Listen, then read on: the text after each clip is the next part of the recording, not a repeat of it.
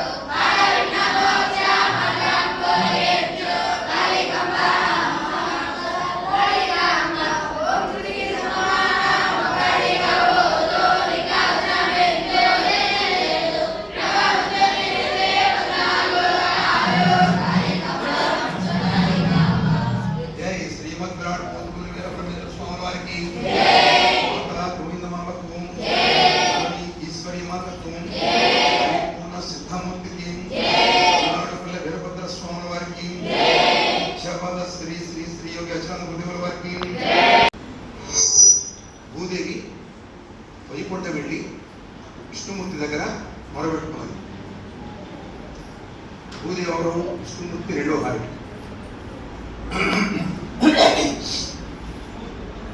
ఏమిటి విషయం అంటే, భూలోకంలో పాపం పెరిగిపోయింది స్వామి. ఆవు అంటే ధర్మదేవత, ఆవే ధర్మదేవత.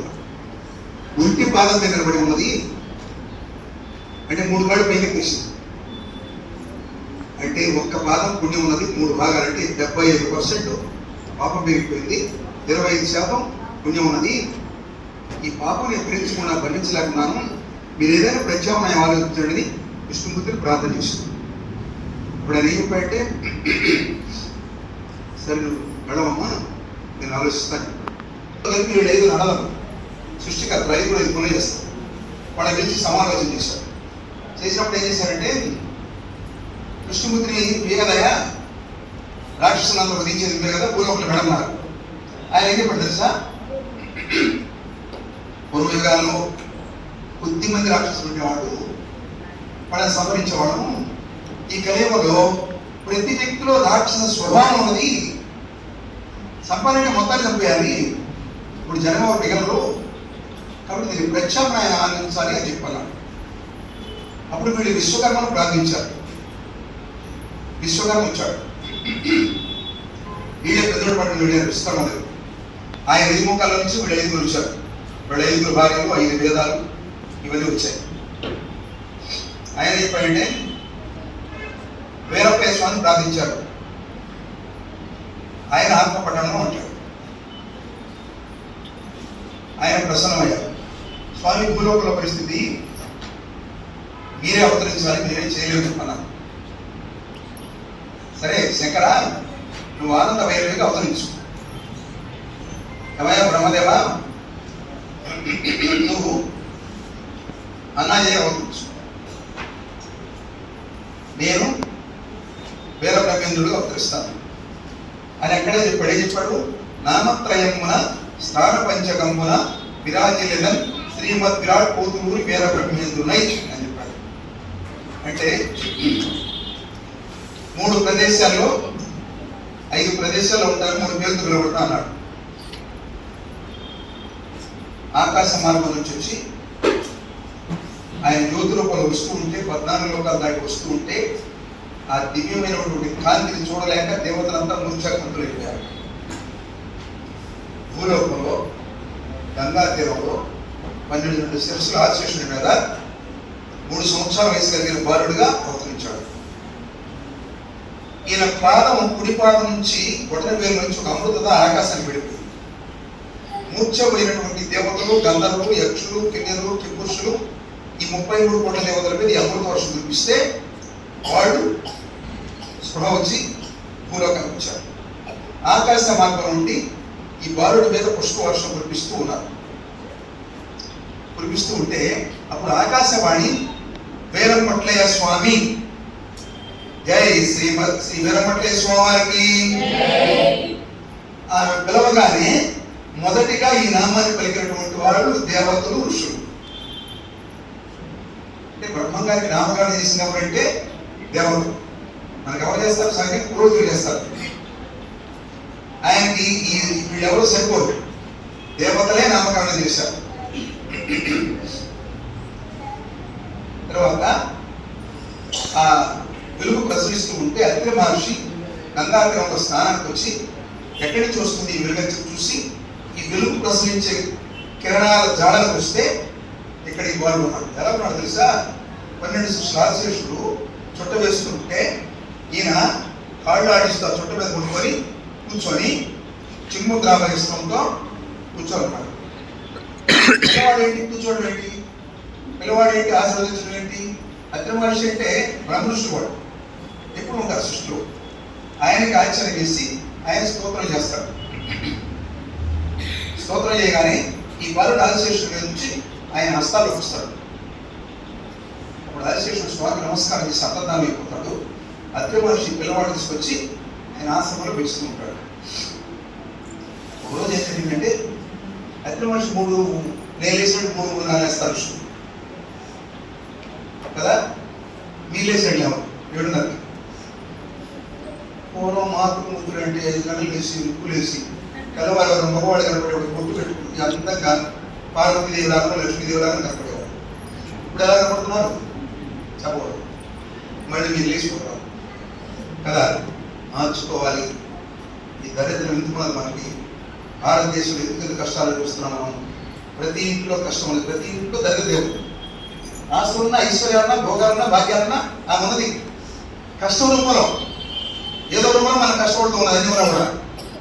కారణం సాంప్రదాయాన్ని పట్టించుకోవడం. సాంప్రదాయం అంటే అతిగా సాంప్రదాయం అనకూడదు, సాంప్రదాయం లేకుండా ఉండకూడదు. స్టిక్కర్లు పెట్టడం, గుట్టు పెట్టడం, ఇంట్లో కుంకుమ దొరికినట్టు గుట్టు దొరికినట్టు అవునా, కాళ్ళకి మెట్టలు తీసేయడం, గాజులు తీసేయడం. నేను ఎక్కడున్నారా గాజులు తీసేయడం వాడు చాలా మంది చూశాను. ముప్పై తీసుకెళ్ళి ఫ్యాషన్ ఇక్కడ ఉండేవాడు అలాంటి విధానాలు ఉండవలే కదా. నేను అనుకోండి 2 ఉత్తేజంగా ఉండాలంటే, మీ కుటుంబం చల్లగా వర్తిల్లాలంటే ఇంట్లో ప్రధాన పాత్ర మాతృమూర్తిదే. మీరు సాంప్రదాయాన్ని పాటిస్తే, సత్యంగా ఉంటే, ఉండవలసిన పద్ధతిలో ఉంటే మీ కుటుంబం శివ కుటుంబం అవుతుంది. లేకపోతే బ్రహ్మదేవ విష్ణుమాత 2వ వారి ఆవిడ దరిద్ర దేవత ఈడ్చించుకుంటుంది అన్నమాట కదా. స్వామి వారికి ప్రవచనం చెప్తూ ఉన్నారు. ఏం చెప్తున్నాడు? ఎవరికి? బ్రహ్మం గారి యోగిని కొంతమంది శ్రీరామారావు శ్రీమదేవి మన చరిత్ర చదివినట్లయితే ఇంకా అద్భుతంగా తీసేవాడు స్వామి. ఆయన చాలా అద్భుతంగా తీశాడు సినిమా. దేవతలే వచ్చి ఆయన ప్రవచనం వింటున్నారంటే ఏమిటి, ఎందుకు ఆయన వచ్చాడు అంటే ప్రతి మనిషి మనస్సులోనూ దోషభావాలు ఉన్నాయి కాబట్టి సంహారము కాదు సంస్కరణయే. బ్రహ్మంగారి అవతార ధర్మం ఏంటో తెలుసా? సంహారము కాదు సంస్కరణయే. అందువల్ల వ్యక్తులు సంస్కరించడం మొదలెట్టాడు ఆయన. కృష్ణుడి అగ్రహారం వెళ్ళాడు. మేము పండితులు, నీకు పాండిత్యం తెలియదు, నీకు వేదం తెలియదు, నీకు సాధన లేదు, మా గ్రామం నుంచి వెళ్ళలేము, బండి దిగి నడిచి వెళ్ళమని చెప్పారు. అక్కడ వేడకి వాళ్ళకి సమాధానం దొరుకుతుంది. సరే మీరు మహిమ చూపించారు, అగ్రహారం మొత్తం కాల్చి వేస్తాడు, భయపడే ఆయన పాదాలు నిలబడ్డారు. ఇక్కడ శాస్త్రం శిక్ష జరుగుతుంది. శాస్త్రంలో ఓడిపోయాడు. ఓడిపోయి ఇంత రాడేశాడు. రాడేస్తే ఆయన అగ్రహారం కాల్చి ఇచ్చాడు. మళ్ళీ శరణాగతి అన్నాడు. మళ్ళీ అగ్రహారం యథావిధిగా చేశాడు. వాళ్ళని శిష్యులుగా తీసుకొని వాళ్ళకి ఏం చెప్పాడు తెలుసా? పండితుడైన వాడు ఇంట్లో ఉండడం కాదు, గ్రామానికి వెళ్ళి అందరికీ జ్ఞాన ప్రబోధ చేయాలని చెప్పి ఇక్కడ వేళకి నంద్యాల విశ్వబ్రాహ్మణులకి చెప్పి సంస్కరించాడు. అటు ప్రభువులు ఆ రోజులు మహమ్మదీయులు పాలకున్నారు. వాళ్ళు హిందువుల్ని ఇబ్బంది పెడుతూ మహమ్మదీయులను ఆదరిస్తూ పరిపాలన చేస్తున్న రోజుల్లో ప్రతి నవాబు దగ్గరికి వెళ్ళి, బరిగానిపల్లి నవాబు, సిద్ధవాడ నవాబు, హైదరాబాద్ నవాబు, కడప నవాబు, ఈ నవాబులందరి దగ్గరికి వెళ్ళి వాళ్ళకి మహిమను చూపించి ఇద్దరిని సమంగా చూడండి, మత వివక్ష లేకుండా పరిపాలించడానికి సంస్కరిస్తే ఆ రోజు నుంచి వాళ్ళ మత వివక్ష లేకుండా అద్భుతంగా పరిపాలన చేశారు. అందుకే బ్రహ్మంగారి దగ్గర శిష్యులు బ్రాహ్మణుడైనటువంటి అన్నాజయ్య, ముస్లిం అయినటువంటి సిద్ధయ్య, హరిజనుడైనటువంటి కక్కయ్య, సోదరపురంలో పుట్టేటువంటి మీ అంటే శ్రీమూర్తులకు ఆదర్శప్రాయమైనటువంటి గరిమిరెడ్డి అచ్చమ్మ గారు, బ్రహ్మానంద రెడ్డి, ఈ విధంగా కొండపేటి వెంకటరావు గారు. ఇప్పుడు మనం చదివి కాళికాంశ పీఠిక రాస్తూ 16 కులాలు వాళ్ళ పేర్లు రాసుకొచ్చాడు ఆయన. ఇప్పుడు నాకు అందుబాటులో ఉన్నటువంటి పేర్లకి ఇంకా చాలా మంది ఉన్నారు. అంటే దాని అర్థం ఏంటంటే అన్ని కులాల వాళ్ళని శిష్యులుగా తీసుకొని సర్వ కుల మత సమన్వితాన్ని ప్రతిపాదించి ఆయన ఆచరించాడు. మొదట్లో బాగా వచ్చారు మీరు, ఇప్పుడు ఎక్కువ మంది రావడం తగ్గించేశారు. ఎందుకు తగ్గిస్తున్నారు అర్థం కాదు. ఇది సంస్కారం. సమాజానికి ఒక సిద్ధాంతాన్ని లేదా ఒక ధర్మాన్ని అందించడానికి చేసే కార్యక్రమం. దీనికి మీ అందరి సహకారం ఉండాలి, అందరు రావాలి. ముఖ్యంగా స్త్రీమూర్తులు సంస్కరించడమే దీని యొక్క ముఖ్య ఉద్దేశం. ఆ రోజు బ్రహ్మం గారు గ్రామం తిరిగి ప్రతి ఇంటికి వెళ్ళి కక్కయ్య ఈ ఉపన్యాసమిని భార్యని పోస్తే దేహంలో దేవతలు కనబడకపోతే ఆయన వచ్చి స్వామి నా భార్యను కోశాను దేవతలు కనపడలేదన్న. ఆయన ఇంకెవరైనా నరకొచ్చు, తన భార్యను ఎందుకు నరికాడు? బ్రహ్మం గారు చెప్పాడు, ఆయన చెప్తే సత్యం, దేవతలు ఉంటారు. దేవతలు కనపడలేదు. బ్రహ్మం గారు వాళ్ళ ఇంటికి వెళ్ళి ఆ రోజుల్లో హరిజనుడికి అసలు గ్రామ ప్రవేశమే లేదు, ఆలయ ప్రవేశం కాదు కదా, గ్రామంలో నడిచి పదాలు రావడానికే లేదు. అలాంటి రోజుల్లో వాళ్ళ ఇంటికి వెళ్ళి ఆవిడ బ్రతికించి వాళ్ళిద్దరికి తత్వోపదేశం చేసి వాడిచ్చిన దక్షిణ తీసుకొని, దక్షిణ అంటే తాంబూలం, అవునా? అలా నాకు అందరూ సమానమైన సంస్కరించినటువంటి వాడు వీరబ్రహ్మేంద్ర స్వామి. వాళ్ళ బ్రహ్మంగారి తత్వం మన నెట్వర్క్లో ఏంటంటే అది కట్టయ్య వాళ్ళ గ్రామం గ్రామానికి ప్రచారం చేసినటువంటి తత్వం అది. ఈ జన్మమిక దుర్లభమురా ఓరి సాకార సాజన్మ సత్పురుని గనరా, ఈ జన్మమిక దుర్లభమురా. ఏం చెప్తున్నాడు అక్కడ? ఇది కక్కయ్య పడింది, ఈ మానవ జన్మముడి కాదయ్యా. ఆ గురునాశ్రయి సాకార సాధు సద్గురుని, సాకార సాజన్మ సద్గురుని, మనతో పాటు జన్మించి సద్గుణాలు కలిగి బ్రహ్మవేత్త అయినటువంటి గురువుని ఆశ్రయించి బ్రహ్మత్వాన్ని పొంది అజ్ఞానాన్ని వదిలి మోక్షగాములు కాండి అని తత్వం వాడు చెప్తున్నాడు కదా. అలా అందరినీ సమన్వయం చేసుకొని ఆయన అందరి దగ్గరికి వెళ్ళి తత్వోపదేశం చేశాడు. ఆ సాంప్రదాయాన్ని మనం పాటిస్తూ ఇవాళ హారపుల పేరుతో ఒంగోలులో ఉన్న ప్రతి దేవాలయంలో మనం జరిపాం. ఇప్పుడు వినుపల గ్రామానికి వెళుతున్నాం, చివరిగా మన ఆలపరపాడు గ్రామం వెళ్ళాం, రేపు పౌర్ణమికి మన ఆశ్రమంలో చేస్తాం, కానీ కార్తీక పౌర్ణమి కాబట్టి తర్వాత పౌర్ణమికి మళ్ళీ ఇంకో గ్రామం వెళ్తాం. అన్ని చోట్ల మీరు రావడానికి ప్రయత్నం చేయండి. మీరు వస్తే ఈ ధర్మానికి సహకరించడం, రాకపోతే ఈ ధర్మాన్ని మీరు పాటించడం. నేరస్తులని నేను చెప్పను కానీ ఈ ధర్మాన్ని పాటించడం ఎందుకు రాదు? మీరు ఆశ్రమానికి వచ్చేవాడు ఎందుకు రాదు? వచ్చి తీరాలి. ఈ పిల్లలు వస్తున్నారు, ఈ పిల్లలు నేను ఎక్కడ రమ్మంటే అక్కడికి వస్తారు, వాళ్ళ మాతృమూర్తులు ఎక్కడ పంపించమంటే అక్కడ పంపిస్తున్నారు. మీరు ఎందుకు రాదు? ఈ ధర్మం కోసం రానా? ఈ ధర్మంలో పుట్టాం, ఈ ధర్మం గాలి పీల్చుకుంటున్నాం, ఈ ధర్మం నీళ్లు తాగుతున్నాం, ఈ ధర్మం భోంచేస్తున్నాం, ఈ ధర్మం పెట్టే భిక్ష ఈ జీవితం, ఈ ధర్మం పెట్టే భిక్షే ఈ జీవన స్రవంతి. అలాంటి ధర్మానికి మనం సహకరించకపోతే మన పరిస్థితులు మారిపోతాయి. ఆ ధర్మం దూరంగా ఉంటే మనకు వచ్చే కష్టాలు నష్టాలు ఎవ్వరూ కూర్చలేదు. మన ఆలుగులో వాళ్ళ ఊళ్ళో కార్యక్రమం చేశాం. వాళ్ళు ఎంత ప్రమాణం చేశారు? నేను బ్రహ్మగారి చరిత్రలో వేలకొట్లే స్వామి పాపాగ్ని మఠం నుంచి బయలుదేరి వస్తూ ఉంటే ఆ గ్రామం వాళ్ళు ఈ గ్రామం వరకు ఆయనకి వచ్చి పులివేలని వదిలిపెడితే ఈ గ్రామం వాడు మళ్ళీ వాళ్ళ గ్రామం తీసుకెళ్ళి గ్రామం మొత్తం నగరోత్సవం చేసి ఆయన కార్డు జీవించి ఆయన ప్రవచనాలు ఉన్నారు. నేనేం రాశాను అదే చేశారు మన ఆలుగు గ్రామం వాళ్ళు. ఇంటింటికి వాళ్ళు పోశారు. మీరు అందరూ వచ్చారు కదా, ఇంటింటికి వాళ్ళు పోశారు. అచలానంద ఆశ్రమానికి ప్రతి ఇల్లు ప్రతి వ్యక్తి భక్తులు ఎవరైనా ఉంటే అది ఆలుగు గ్రామం వాడు.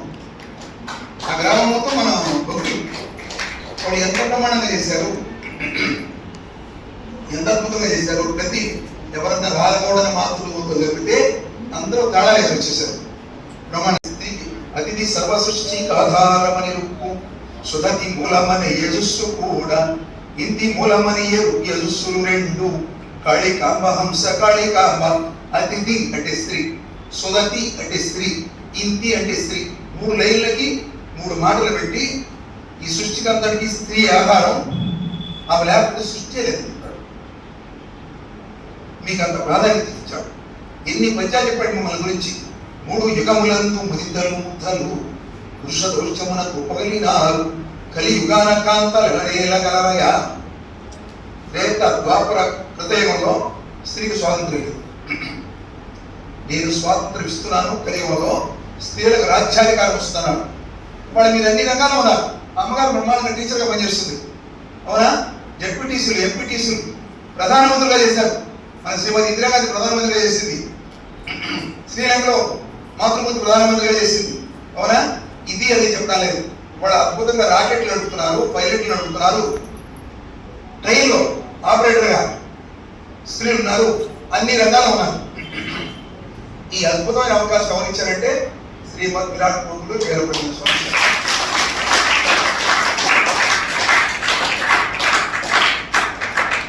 ఎందుకని మీరు హాజరు రావాలిగా, అవునా కదా?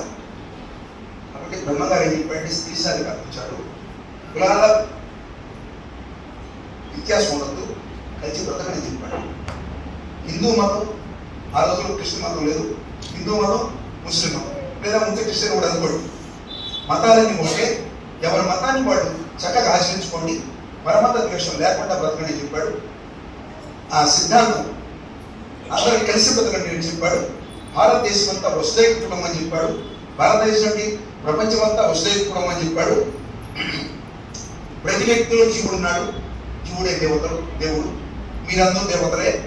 కాబట్టి కలహాలు వద్దు, వైరుధ్యాలు వద్దు, విభేదాలు వద్దు, సామరస్యంతో సద్గుణాలతో సమాజ హితంతో కలిసి బ్రతకండి శ్రీమద్ విరాట్ పోతులూరి వీరబ్రహ్మేంద్ర స్వామి చెప్పాడు. శ్రీ గురుభ్యో నమః. సిద్ధయ్య లాంటి శిష్యుడు ఉండడం అనేది మనకం బాగుగా. అలాగే అంటే వీరిద్దరూ మనం చూడలేదు. ఇప్పుడు మనం ప్రస్తుతం చూసిన వారు గురుదేవుడు శ్రీ శ్రీ శ్రీ యోగి అచ్యుతానంద స్వామి వారు. అంటే యోగి అచ్యుతానంద స్వామి వారు గురువు అయితే శ్రీ శ్రీ శ్రీ పరిపూర్ణ సిద్ధానంద స్వామి వారు శిష్యుడు. అంటే బ్రహ్మం గారు లాంటి వారు మన గురుదేవుడు, సిద్ధయ్య గారు లాంటి వారు మన సిద్ధానంద స్వామి వారు. మనందరూ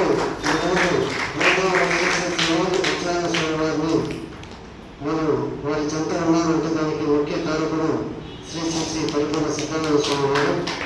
గురుదేవుడు శ్రీ శ్రీ యోగి ఆచార్య స్వామి వారి ద్వారా ఎంతో మంది వారి కరస్పర్శతో, వారి మాట ద్వారా, వారి వార్త ద్వారా ఎంతో మంది తొమ్మిదైన వారు ఉన్నారు. కాబట్టి ఒక్కసారి శ్రీ శ్రీ పరిపూర్ణ సిద్ధానంద స్వామి వారికి కవితాల గౌరవంతో ఒక్కసారి మనం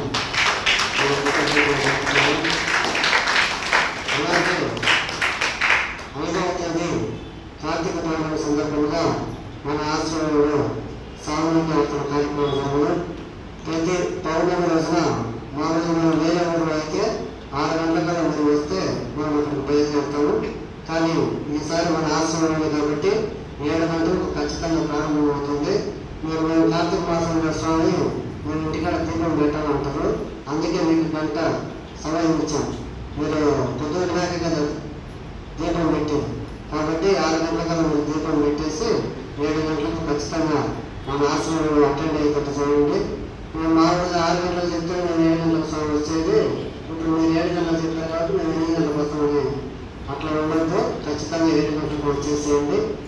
అలాగే 7వ తేదీ మన ఆశ్రమంలో గత 2 సంవత్సరాలుగా మనం కార్యక్రమం జరుపుతూ ఉన్నాం. ఈ సంవత్సరం కూడా 15వ తేదీ కార్తీక మాస సందర్భంగా రుద్రాభిషేకం ఉంటుంది. ఏకాదశి రుద్రాభిషేకం. కేవలం 15 మంది వచ్చేసి ఈ రుద్రాభిషేకం పాల్గొనవలసిందిగా మనం చేసుకుంటున్నాం. ప్రతి ఒక్కరు కూడా ఉండి అన్నప్రసాదం స్వీకరించవలసిందిగా మనం చేసుకుంటున్నాం. హారతి అనంతరం అన్నప్రసాదం జరుగును.